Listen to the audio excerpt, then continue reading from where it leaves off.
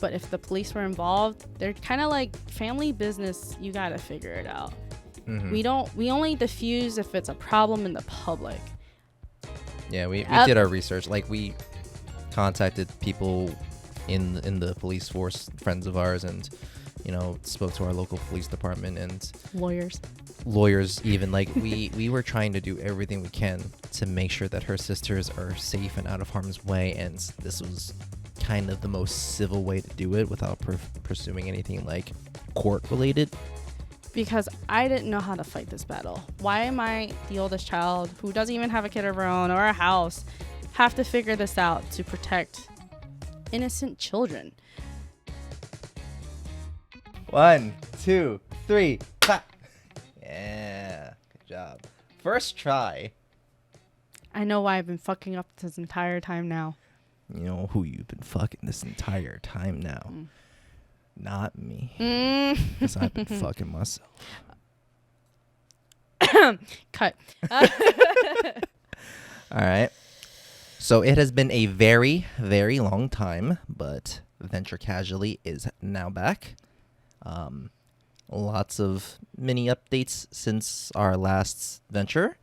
We've purchased a house. It has been a full year since living here. Still working on it. Still doing stuff. And our realtor was very nice to gift us this. Yes. So if anybody's in the Philadelphia area, reach out to us and we'll send you send her your way. Words. Still working on it.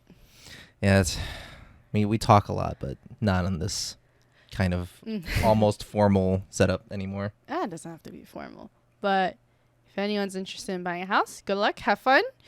It's rough out there. It is a fucking pain. It's expensive. It is expensive. The market is crazy.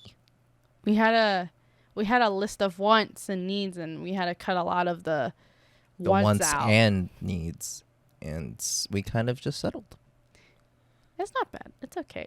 Yeah. We're making the best out of it. Speaking of which, it's funny because we're making a lot of adjustments in the house to make us feel comfortable. So what we have isn't luxurious. It's just a nice foundation that houses us in. Mm-hmm. Right? And we want a little bit luxurious. Like our bathrooms got redone. Our floors are, dog safe now. No carpet. For our 3 dogs. Not just the one anymore. 3. So we made a lot of adjustments, and it's funny because his dad's always like, yeah, do this, do that, do this, do that. Yet his house still looks the same from since we started dating. There's no changes in there. So he just likes to push his fucking envelope places, man. And it's funny. We're such doers. So good job. Yeah. For doing things. Yeah, lots of money gone. It's okay. If this gets big, we'll probably make a couple cents for an hour. Mini updates in life. Since we've last talked, I believe you're still at your old job. Yep. Now it's a new job. Have a new job. Liking it way better. Woo! People very nice. Company's very good. Work is still work, but trying to improve on that. But most of the red flags are now gone. Correct? Yes, for sure. Absolutely. Much more comfortable being with the company that I'm at for, I don't know, foreseeable future. I always check my options because, I'm a hoe. I'm a hoe for a paycheck. And I'm becoming a work hoe for that. I am now, because of COVID and all the same feelings everyone had during the pandemic from working from home. The unfulfillment part of the job is starting to kick in a lot stronger than it used to, because I just found out through COVID, working from home, I very much need a community. I need people to talk to, interact with, to feel grounded at my job. And my team proved to me that nobody wants to talk to each other. They want to talk to each other outside of work, during work. I literally had a handful of meetings since the start of the pandemic. And that sounds insane because a lot of people I know had lots of meetings, monthly meetings, weekly meetings to get work done or to just chat. And I didn't get any of that. So I'm seeking new job opportunities to fill fulfillment elsewhere because it's not cutting for me anymore. Yeah. It's no longer about the pay for this one. Like, it's just, I would like to have the same pay for the new job, but it's just so hard because my skills don't really transfer. Yeah, and honestly, like, the job market is just asks so much of you all the fucking time. Like, hey, you want to be a part-timer at McDonald's? Do you have 8 master's degrees? Yeah. Unfortunately, our world is not really made for the people. Nope. Yeah, it's really fucking bullshit. And that's why we're fucking back here talking to people on the internet that we may or may not know. But mostly it's our friends right now. Thank you. We love you. Thanks for supporting us. Yes, thank you. And a lot of you guys know what's been going on anyway. But this is for everyone else that are new, that wants to know about us. So, Venture Casually, the whole idea behind it was crafted during... I think I would say the start of the pandemic, where I was working at my previous job, and it was so degrading. It was so painful to be a part of that company. They gave 0 shits about fucking anybody. Like, my manager was actually called into work when he called out sick with COVID. So this motherfucker went into a meeting on his day off to fix a problem, and he was talking to people sounding like, hey everyone, thank you for coming to this meeting. Like, Jesus fucking Christ, why the fuck are you even on? Why are you letting them treat you like this? And with similar experiences with my old team, which funnily enough, most of them have left that company since I left. So congrats to fucking everyone. Fuck that company. And yeah, all of those feelings kind of made me feel I want to do something for myself and for people like-minded, similar positions where whatever you're doing right now isn't really fulfilling, satisfying, or, you're lost. Yeah, like you just feel lost in a way. So Venture Casualty's concept is really finding people out there who are maybe doing something a little different, maybe giving you a little bit of inspiration to think outside the box, step into a whole different box, make a new box out of other boxes, big box, little box, try box. New things and have, well, at least for me, I have lots of brain power and thoughts. It's hopefully is beneficial for everyone. I'm a big analysis person, so it's like for him it's a side he doesn't have. So nope. I stop at anal. Cut. No cut. No cuts. This is all going up online. So this is just some kind of guide to life. Not good at it so far. Mm-hmm. Struggling quite a bit. Absolutely. Couldn't even negotiate for house buying stuff. We were just like, yeah, I really want the shiny thing. It's how much? I'm not even going to try. Yep. It was so hard. But we won every house when we bid for it. But the first one just didn't work out because those people wanted more money than what we offered them. And they realized that after they accepted it. But not by much. They mostly just wanted like time. I don't know if it was time. I don't know what it was. Either way, the conditions are kind of stupid. They had too many red flags for us to risk. So we moved on to somewhere else, and here we are. Yep. In a house where I can finally claim all the doggy babies. Speaking of doggy babies, we had the one from the last place. Yep. Bucky. Came along with us. Mm-hmm. And by the time we were settled in here for a little bit, I was like, okay, I want a second one to keep him company. Yes. And we looked multiple places. I applied to one, and we were going to see an event on another day. So the one I applied to responded, said, yes, we're good, reference and check. And then when we went to the event. Yep, the adoption event. There was a little fuzzy pit bull that came and licked my eyeballs. Showed me her little goofy eyes that looked in 2 different directions. And my heart was stolen. So I placed a application for her. Shortly got followed up. Got approved for that as well. So 1 additional dog. became 2 additional dogs. Because we couldn't say no. Yep. And I recommend that if anyone wants more than 1 dog, stick with the 1 dog. It's a lot of work. It is a lot of work. I love them all, but it's a lot of work. Definitely, for sure. Yep. But they're a joy to have. They're like, while they can be a pain, having them around and spending some good quality time with them really soothes your heart. Yeah, especially his favorite's the baby. We call her the baby because she's the youngest and she's the smallest. Bean. So she's a pure joy, but she's also very frustrating when she's like, I'm gonna be boneless. I give up on life. She's a very melty baby. If she doesn't want to do what you're telling her to do, she'll literally just lose all bones and melt onto the floor, be dead weight. And the one I picked out, we call her her nickname's Mama, but her real name's Ina. We picked that name because she's from Russia and I wanted to keep it that way. I actually met someone that was Russian named Ina, and I was like, this might be fitting. And then eventually found out she really likes them as like, she kind of protects them like her babies, but not really. So we call her Mama. She's been through stuff, so we're working through her problems.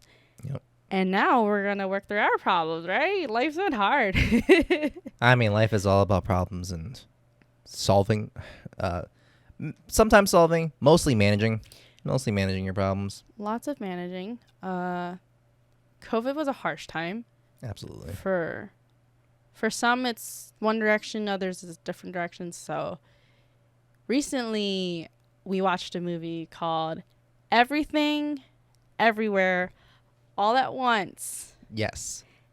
And this movie hit a lot of notes for me that I had to go through in COVID. But let's give a recap of the movie, if you wish. Well, the movie's been out for a little bit as of the time of this recording, but it's still fairly fresh, so we'll try to avoid too many spoilers. But essentially, there is it's about an Asian American family, and they're kind of running through they're working at a rundown, kind of cheapo laundromat, and the story kind of circles around a main character who was played by Michelle Yeoh, and she's kind of stuck into this like multiverse like timeline where she kind of has to fix things. And the story kind of center, like the deeper side of the story revolves around the relationship between Michelle's character, who's like an older traditional mom from China, and her daughter, who is Asian American born in the U.S. Her name would be Joy. Right. Even though that's the focus, they hit a lot of background notes. Like, I forget Michelle's character's name, but she is the focus as to why everything's falling apart in more than one direction. The main one's Evelyn. Yeah, so Evelyn's having problems with the daughter. That kind of sparks why there's a multiverse, but why there are layers to everything too is like her and how she reacts to her family, which is her father and her husband. Yep. So there's a lot of dynamics and nuances that are very well done and well performed in this movie.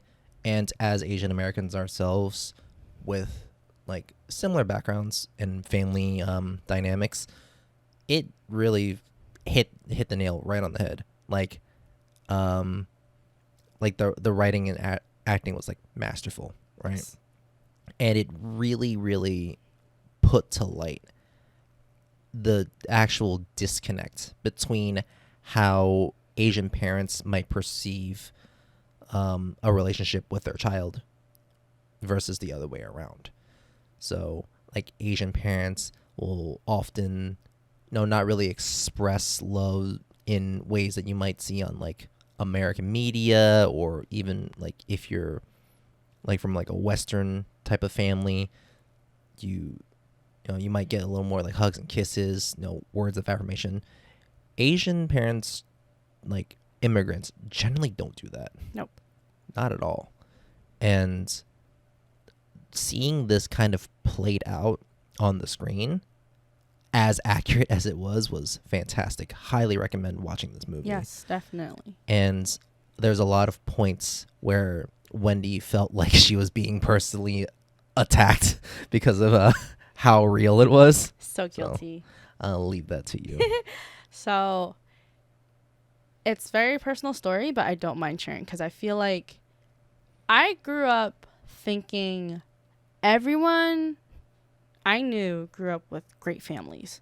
And it was just me that was just like, if my mom's treating me this way, it's not because she's a horrible mother. It's because I'm a horrible child and I can't live up to her expectations. So as I gotten older and talked to more people, and they're like, yeah, my family dynamic is all over the place. It's not as pretty flowers, rainbow sunshines as everyone seemed to made it to be, as kids at least, right? So during the pandemic, there were some family issues at home, and it's mostly surrounding my mom, where I don't really know what the cause is. We can blame it on menopause, we can blame it on her upbringing, or there's something in her head that needs to be like diagnosed, right? But Probably. She has this weird need to be power hungry at home, meaning she does this thing where it's like the husband must take care of me, but she's the one that holds the power in the house. Respect your elders, but mom, shut up and sit down. It's crazy. And she's always thinking she never has enough money. So that always made me think very frugally in my life. Like, oh, I only buy things on sale. Doesn't matter if it's real sale, but I do. Going grocery store shopping, if it's not on sale, I don't want it. Well, if it's healthy for you, don't want it. Most of the stuff that's healthy isn't, but I digress. Slowly getting better at it. Go on. Moving on and prioritizing differently, but she's there are a lot of problems with her and my stepdad, and at one point he just couldn't deal with it anymore because everyone was home from the pandemic and they were going back and forth every single day, fighting, arguing. I don't know about what. I wasn't living there anymore, but my sisters were like, it's intense. And I don't know, I think it got physical at one point. So then he left, came over to my place because we had a spare room, but he was never there. It was just a placeholder for stuff. And that started the domino effect. Yep. Of how things went down. Him missing from home and not contacting her about what he wants, maybe he has, maybe he didn't, caused her to go ballistic and crazy. Like, she was super upset, didn't contain it. Had angry outbursts in every direction towards every person, crying at work, yelling at my sisters, who are, one's a college student, one's a high school student, to the point where they're coming over my place, which is nearby at the time, for escape. It was insane. But at the end of the day, they had to go back. I couldn't keep them because she would go insane on me, and at the time I was afraid. I didn't want to deal with her. We've had so many issues where the best thing for me was moving out. Yep. And never talking to her. Like, talk to her as least amount of times of the year I can. And honestly, that has helped your personal mental state so much more than trying to improve the situation back at home. But because my sisters were still home, I still had the obligation to try to present myself in the light she wanted me to, which was an obedient daughter. Technically down the line, I was supposed to give her money and take care of her. That's a sometimes pretty traditional expectation from children in Asian families to be like, all right, once you get older, you have your own job, your own family. I'm going to move in with you. I'm going to retire, and you're going to take care of my shit. Right. At least that's how it's done in China, right? The children takes care of the parents. So that was heavily enforced. And I was like, I don't know if I want to do that. And she's slowly over time proving that she doesn't deserve this kind of treatment anyway. Because one night she was screaming at my sisters, asking where their dad was. And everyone knew where he was, but no one's told her, because if you're acting like this here in your own home, what are you going to do at someone else's home, which was mine, or in the middle of the street? Like, why are you being so crazy? If you just calm down, maybe he come back, or maybe he talk to you. But instead, listening to reasoning, she's just yelling at everyone, calling everyone a liar, and how everyone's useless to her until she gets him back, to the point where they lock themselves in a room and she's banging on it, trying to break it open, screaming she's going to kill herself, threatening to kill herself and hurt herself. She didn't. It's all bluff. Mm-hmm. But they were scared and upset. They're young. They're not supposed to be experiencing this from a parent, especially someone you're supposed to be relying on, right? Right. They called me. I found out. I was like, you call her mom, our grandmom, to get her in check. Get your damn child in check, okay? Stop freaking out these kids that had nothing to do with anything. This isn't their fault that he left, right? So have her on the phone, get her in check. I'm going to call their dad. Fix this problem. And mostly no one did anything. Yep. He called his reinforcements, which was my mom's brother, my uncle, who's younger. They don't get along. But he called them, thinking they could help the situation, diffusing her. Not that they know how to diffuse her in the first place. Mm-hmm. The next day, they came over and talked to her, right? And I'm done. We're grabbing stuff. We're getting to go. Like, screw this. Mom, you're insane. You're losing your shit. You're scaring my sisters. Like, what is wrong with you? You're literally not being a parent. So I had to make up some lie and try to get my sisters away from her for a little bit. Ultimately, a couple days passed. Ultimately, we decided that I'm keeping the high school student sister and the college kid goes to college. So I made that decision to pull out the minor from the house.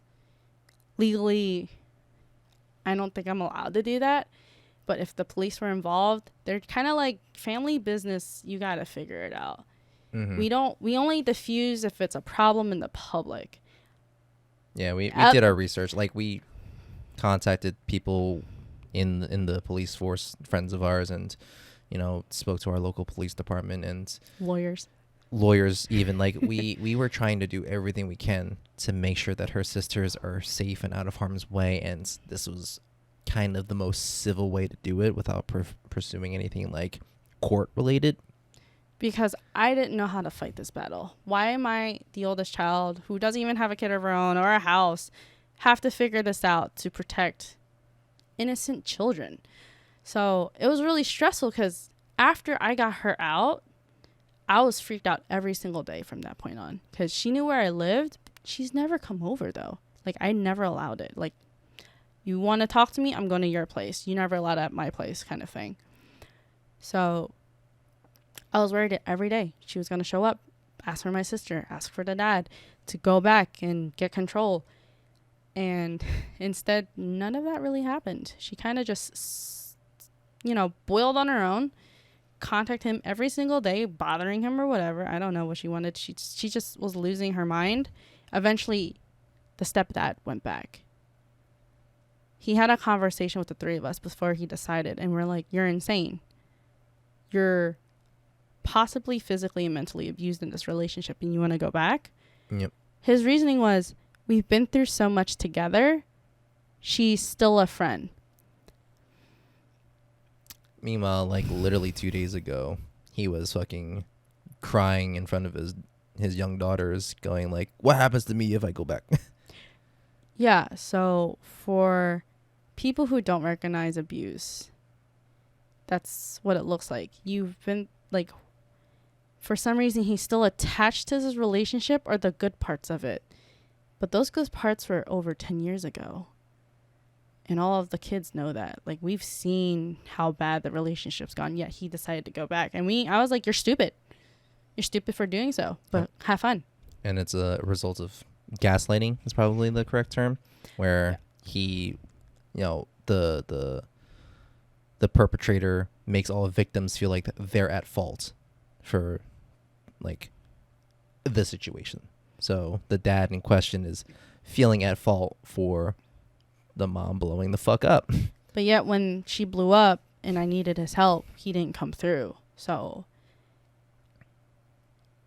we're in a good situation now. My sisters live with me. One's still in college, but she comes back. She has a place to be at. She doesn't have to go back home.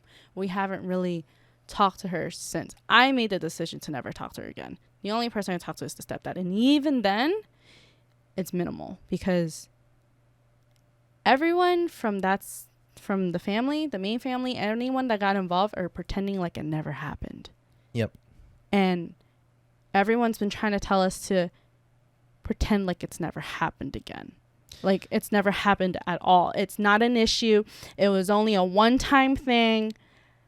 And all of the trauma we went through from childhood to now doesn't matter. Doesn't exist. So when we were watching the movie and there was scenes of things like that where the Evelyn was ignoring childhood trauma From herself, from her own childhood. Yeah, so it's rough. It hurt. Yep. So, yeah, like tying that all back into the plot of the movie, like a lot of things that happened to your family back in China and whatever, like your mom didn't have the best upbringing herself. Correct. And she refuses to acknowledge that does have an effect on how she raises children and how she gets by the day. She got called out for it and she just threw insults to cover the root of the problem. So I may have been a little bit more obedient as a kid, but I still was very outspoken with my thoughts and feelings. Like who I am today still was there as a child. So the number one thing she had against me was that I always talked back with pure logic. Pure logic that made sense. Like, if this was this way, why are you telling me something different? And she would say, 'cause I'm the mom. And I would be like, that's bullshit. I don't like it. Yeah. And she would just blow up, right? So it's been fun. This movie is good because it's like, it paints a picture of how ideally it would be if your parent actually took the time to understand you. Yeah, like it takes the length of that movie to understand that relationship, where it starts, like the history that leads up to it, and throughout the course of the movie, you see how the characters develop and how their relationship, like their bond changes. And honestly, if parents like ours or like yours can get to a point where we can kind of come to a mutual understanding, right? And it's not even just all on the parents, right? Like we have to on ourselves take a little bit of initiative or take a little humility, which we've taken a fucking bunch of, right? Like to get to a middle ground. But most of the time, our parents, their generation, they're so fucking stubborn, stuck in their ways, and they will refuse to listen to any logic or reason that like can make sense to 99% of the world, but if it doesn't make sense to them, it doesn't matter.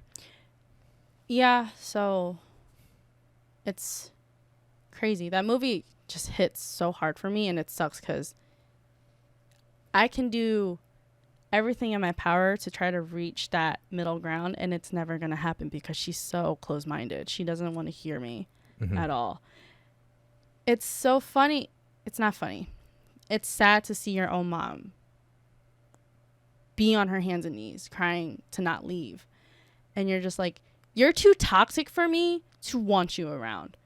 You're literally not a parent and not feel any pain for that. It's crazy.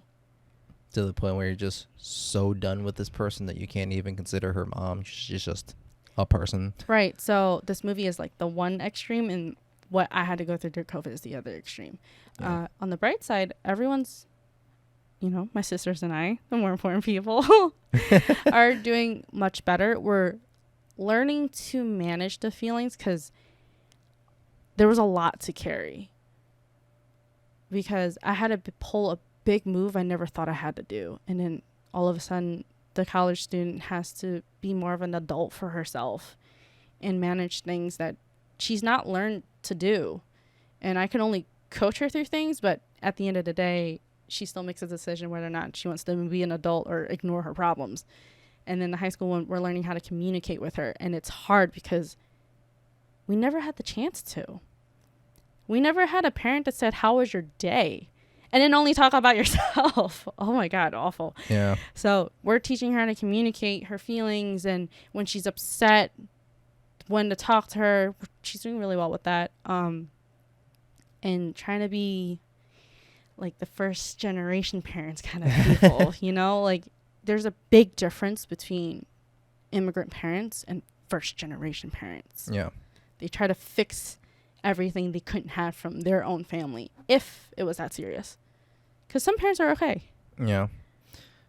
Yeah, but it does take a lot of fucking work, because you know, like my sister is first generation and she has kids, you know, my nephews and niece, and it took a lot of overwriting, a lot of conscious parenting to not parent the same way that we were as kids.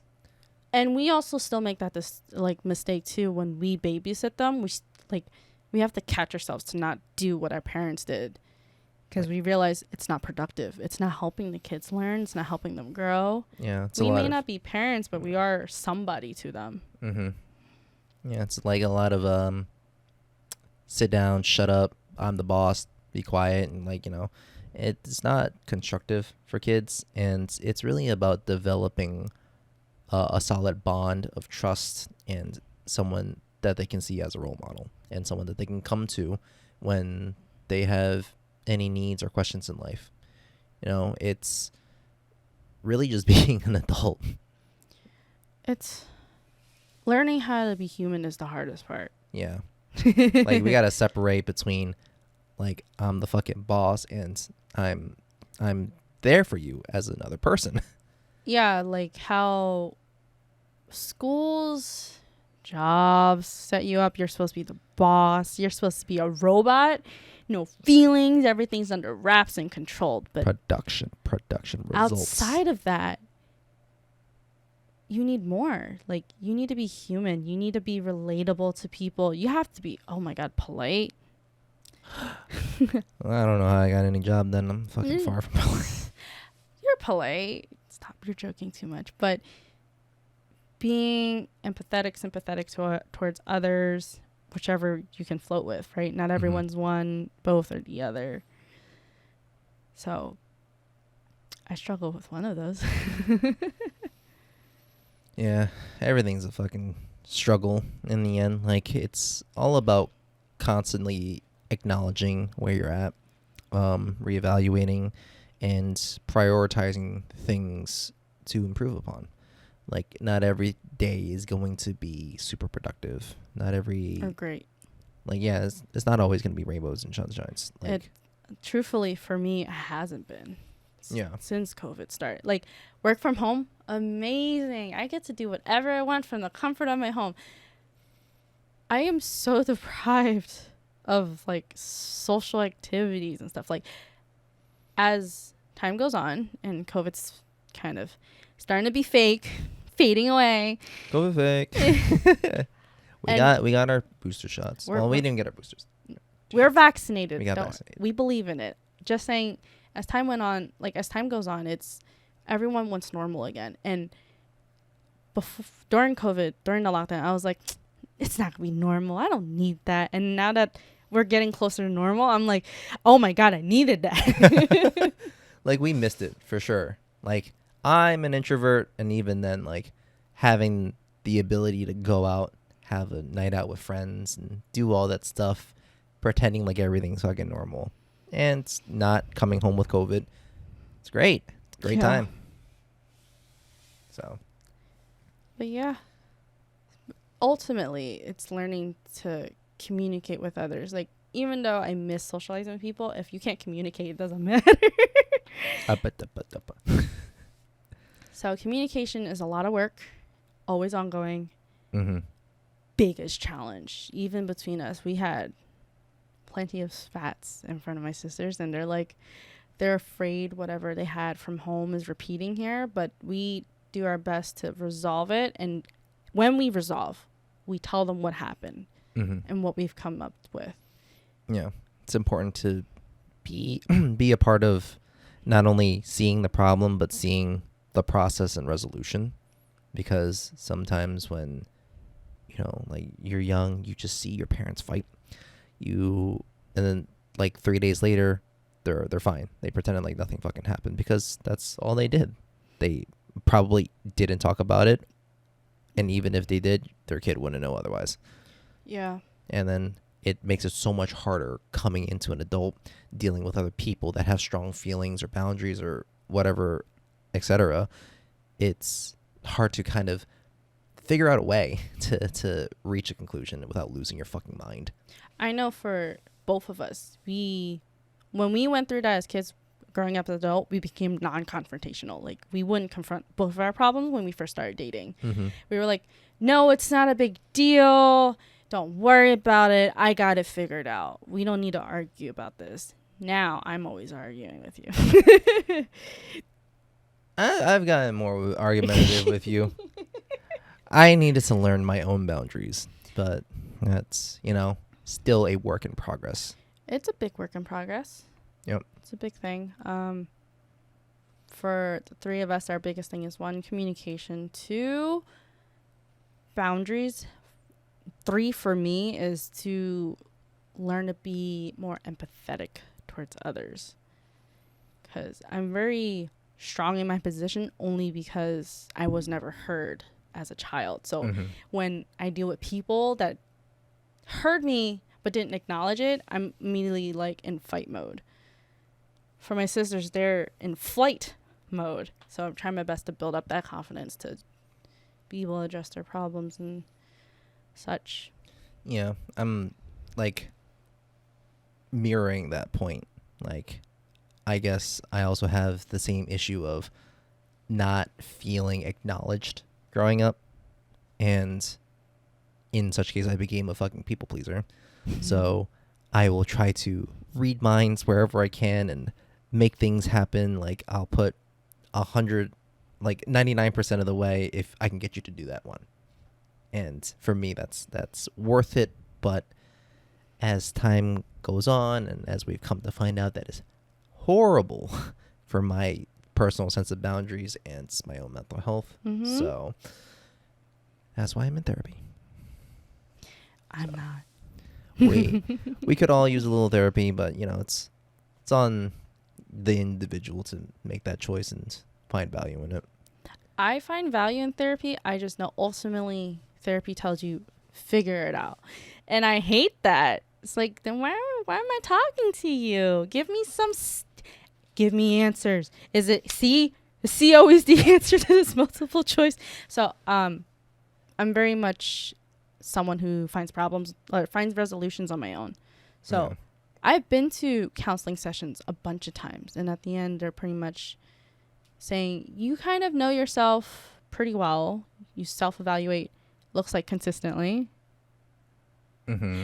And you just need to figure out your hobbies, figure out your boundaries. And so it's a lot of, you need to put in the work to be the person you want to be. Absolutely. And I'm like, that's why I don't go to therapy, because I know that's the answer, and I will do that on my own. Through research, through hearing people's stories, listening to podcasts. Yeah. And getting advice from other people. Mm-hmm. So that's where I get my therapy. May not be the greatest, but it is getting me somewhere. Yeah. And, realistically, it's all about kind of figuring out different pathways, different options, and, how to do things kind of outside of your normal scope of things, like outside of what you can normally perceive. And like, that's really just actually the idea behind Venture Casually. Yes. Where it's just like, there's so much emphasis on following the correct path, right? Yes. The American dream, or whatever country you're fucking coming from, right? Like, it's so set in stone by society, and honestly, with developments in like social media, our culture, like progressive thinking, there's a lot more that we can accomplish and we can do in our own lifetimes.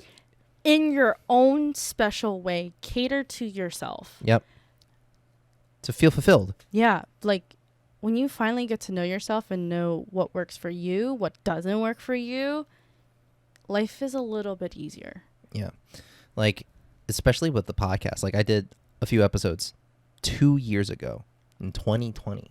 It's now 2022, and I'm coming back to it. Yes. The break was needed. One was, COVID feeling. I forget what the phrasing was that everybody got when everyone was working from home that Anna kind of used in one of her videos. I don't remember. I know what you're talking about. It's icky. I think it was like lethargic. That could be wrong. But either way, that kicked in. The house stuff kicked in, and lots of internal feelings of, is it really worth doing this? It was a struggle for you. Yeah. And it still continues to be a struggle every once in a while, but through, therapy, through speaking with Wendy, through consulting my own support group, and through sheer efforts in changing my mindset and changing how I direct my life, it gets a little better. It really does. Like, I'll be honest, like